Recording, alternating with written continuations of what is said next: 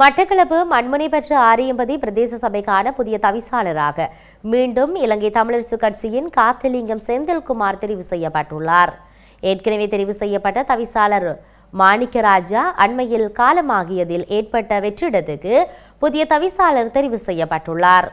ஆரியம்பதி பிரதேச சபைக்கான தவிசாளர் பதவிக்கு தெரிவு செய்வதற்கான கூட்டம் கிழக்கு மாகாண உள்ளூராட்சி ஆணையாளர் ALM அஸ்மி மற்றும் உள்ளூராட்சி உதவி ஆணையாளர் ஆகியோர் பிரசன்னத்தில் சபை மண்டபத்தில் நடைபெற்றது. இதன்போது புதிய தவிசாளருக்கான முன்மொழிவினை உள்ளூராட்சி ஆணையாளர் கோரினார். இலங்கை தமிழரசு கட்சியின் மண்முனை பெற்று பிரதேச சபையின் பிரதி தவிசாளர் காந்தலிங்கம் செந்தில்குமார் முன்மொழியப்பட்டார்.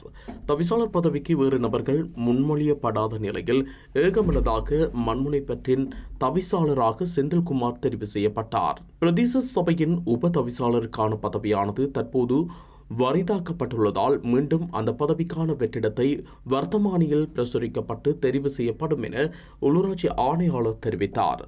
இந்த புதிய தவிசாளர் தெரிவில் நாடாளுமன்ற உறுப்பினர் சாணக்கியன் மற்றும் முஸ்லிம் காங்கிரசின் உறுப்பினர்கள் என பலரும் கலந்து கொண்டனர். நாடாளுமன்றத்தில் ஸ்ரீலங்கா முஸ்லிம் காங்கிரசுக்கும் தமக்கும் இடையில் ஏற்பட்ட விவாதத்தின் பின்னர் ஆரியம்பதி பிரதேச சபையின் தவிசாளர் தெரிவு எவ்வாறு அமையப்போகின்றது என பலர் எதிர்பார்த்திருந்தனர் என இரா சாணக்கியன் கூறினார். எனினும் இந்த தெரிவு விடயத்தில் கிழக்கு மாகாண தமிழ் பேசும் மக்களின் நன்மை கருதி முஸ்லிம் காங்கிரசுடன் சாணக்கியமாக செயற்பட்டுள்ளதாக இரா சாணக்கியன் தெரிவித்தார். எதிர்காலத்தில் கிழக்கு மாகாணத்தில் சிறப்பான புரிந்துணர்வுடன் அரசியல் நடவடிக்கைகளை முன்னெடுக்க வேண்டும் எனவும் குறிப்பிட்டார்.